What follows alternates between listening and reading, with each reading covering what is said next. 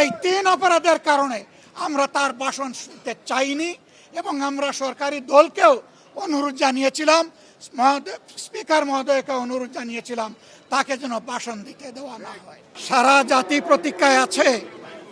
বহু প্রত্যাশার একটা নির্বাচন হয়েছে। নির্বাচনের ফলাফল নিয়ে আজকে আমরা কোনো কথা বলবো না, কিন্তু আমরা বুক ভরা আশা নিয়ে এই সংসদে এসেছি। সংসদ জুলাই শহীদদের রক্তের উপর দাঁড়িয়ে আছে।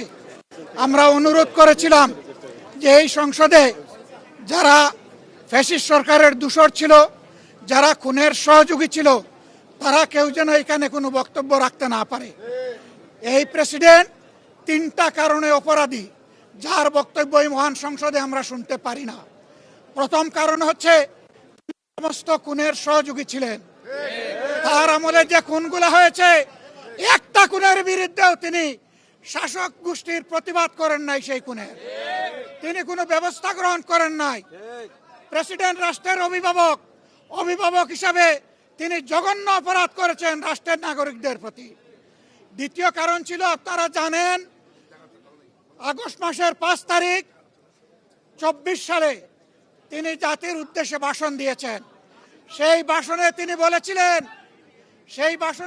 বলেছিলেন যে তৎকালীন ফ্যাসিস্ট প্রধানমন্ত্রী পদত্যাগ করেছেন এবং তিনি তা মঞ্জুর করেছেন।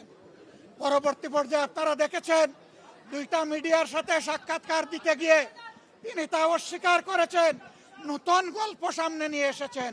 তিনি জাতির সামনে মিথ্যাবাদী হিসাবে সাব্যস্ত হয়েছেন। দেশের প্রেসিডেন্ট মিথ্যাবাদী সাব্যস্ত হওয়ার পরে প্রেসিডেন্ট হিসাবে তার আর কোনো নৈতিক অধিকার থাকে না।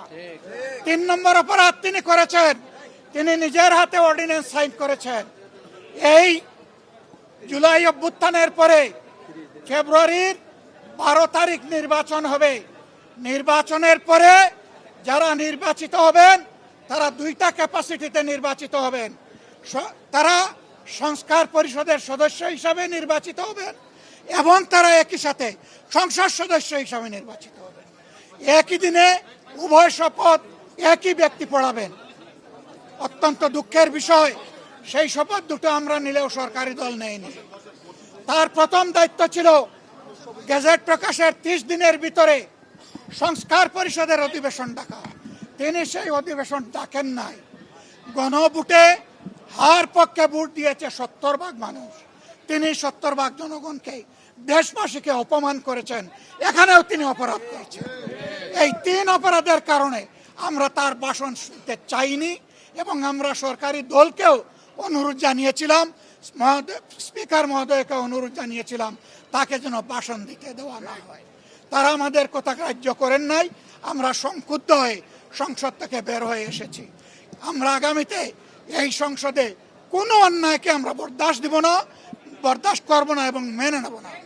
আমরা জনগণের স্বার্থের পক্ষে লড়াই করে যাব, অধিকারের পক্ষে লড়াই করে যাব। প্রিয় দেশবাসী, আমরা আপনাদের সাথে আছি, আপনাদের অধিকারের পক্ষে আছি, আপনাদের রায়ের প্রতি আমাদের সম্মান আছে। আমরা আছি আপনাদের সাথে, আপনারাও থাকবেন আমাদের সাথে।